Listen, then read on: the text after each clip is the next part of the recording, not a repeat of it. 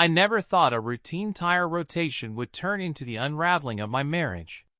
It was a Thursday, one of those sunny, deceptively calm days that trick you into thinking life's on your side.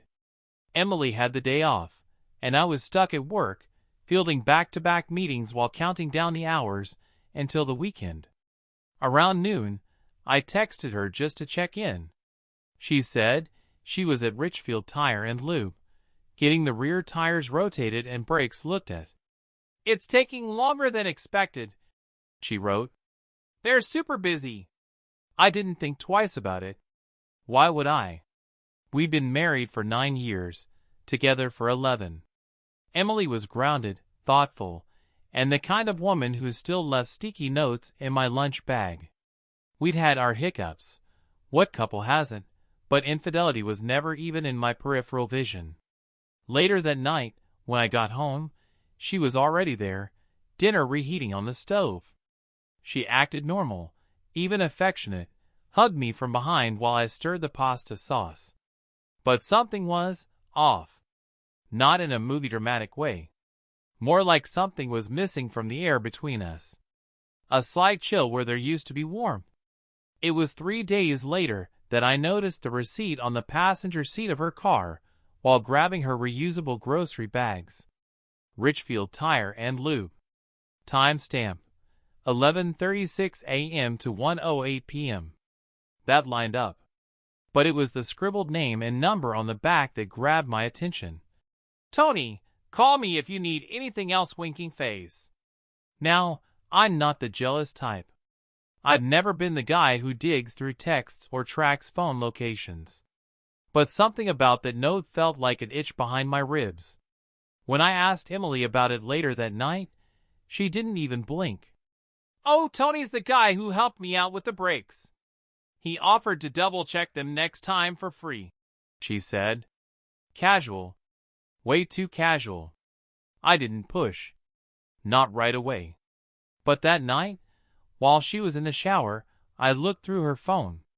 It was locked, odd in itself, but I knew her passcode.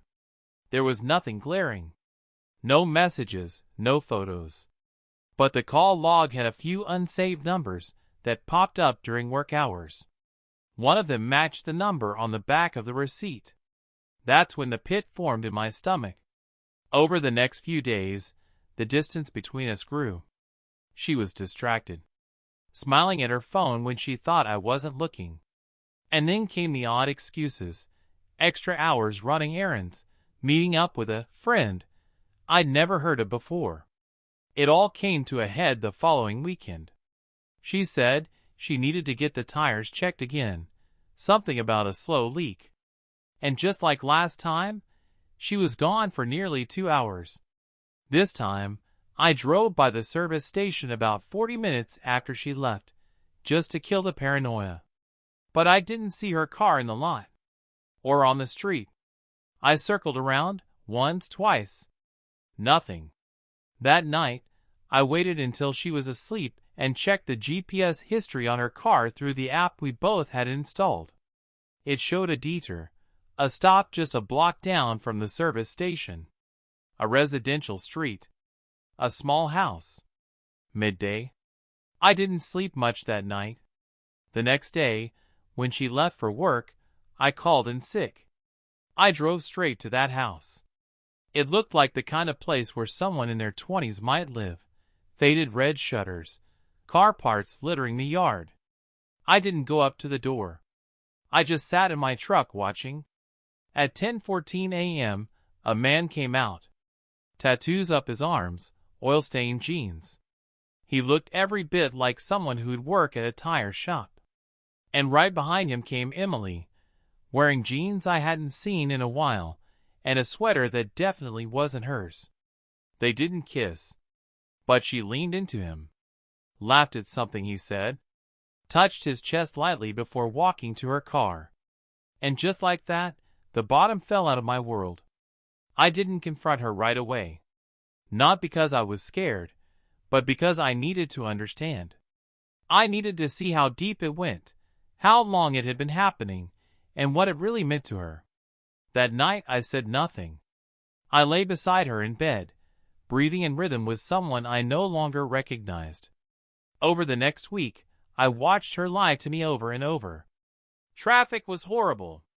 Shelley needed help moving a coffee table. Tony just said I should keep an eye on the brake pads. That last one stung like a nail through the tire of our marriage. Eventually, I couldn't hold it in anymore. It was a Wednesday. Mid-evening. I'd made spaghetti, her favorite. We sat at the table like strangers, the quiet clinking of forks filling the space between us. I'd left a receipt with Tony's number under her plate. She lifted it like it was just a napkin. When she saw it, her hand froze midair. "You forgot this," I said, keeping my voice level. Her eyes flicked up to mine. "Where did you get that?" "Passenger seat. Next to the grocery bags." She didn't say anything. Her face crumpled, but no tears came. Not at first. She just folded the paper, like it was too delicate for her to touch. "I was going to tell you," she whispered. "No, you weren't," I said, the words tumbling out with a cold certainty. "You were going to keep sneaking around until I caught you." "Which I did." She dropped the fork. It clattered on the plate like a bell marking the end of a fight. "I didn't plan it," she said. "It just happened." It always just happens, doesn't it? According to her, it started the day of the first tire change. Tony had been flirty, she admitted. She felt seen. Said he made her feel younger, lighter. Like she wasn't just someone's wife running errands. He asked if I wanted to grab lunch after. I said no. But then the next time, I said yes. That second time, that was the slow leak story. She confessed it wasn't even real. She needed an excuse to see him again. They started meeting at his place on his breaks. Quick, cheap moments hidden between oil changes and real life. "I didn't mean for it to go anywhere," she said, her voice cracking. "I didn't mean to hurt you." But she did. She hurt me every time she smiled at him. Every time she lied to my face and came home smelling like another man's garage. I asked her the only question I truly cared about. "Why him?" She couldn't answer. Was it the tattoos? The raw masculinity of someone who didn't ask about her day, but grabbed it like it was his? Or was it just the thrill of being wanted again? I didn't yell. I didn't throw anything. I just stood up and walked out the front door, barefoot, into the cold night. I stood on the porch, staring at the empty street, wondering how long the cracks had been forming before they finally broke us in two. Later that night, she came to find me in the guest room, her eyes swollen from crying. She didn't say anything, just climbed into the bed beside me and rested her head on my chest like it was still allowed. I let her. Just one last time. The next morning, I made coffee for one. She moved out a week later. No dramatic scene. No pleading. She packed in silence while I sat in the living room, counting the minutes. She left me the house. Said she didn't deserve it. She was right. The divorce was swift. Mutual, but final. I got to keep everything that mattered, my peace, my dignity, and a growing sense that healing was possible. Months have passed now. Sometimes, I still pass that service station on my way to work. I don't slow down. I don't look. But every so often, I catch the scent of burnt rubber and cheap cologne in a parking lot and feel the echo of betrayal again. And then I exhale, remind myself that even the deepest cuts eventually scar over. Some stories end at the side of the road. Mine didn't. Mine kept going.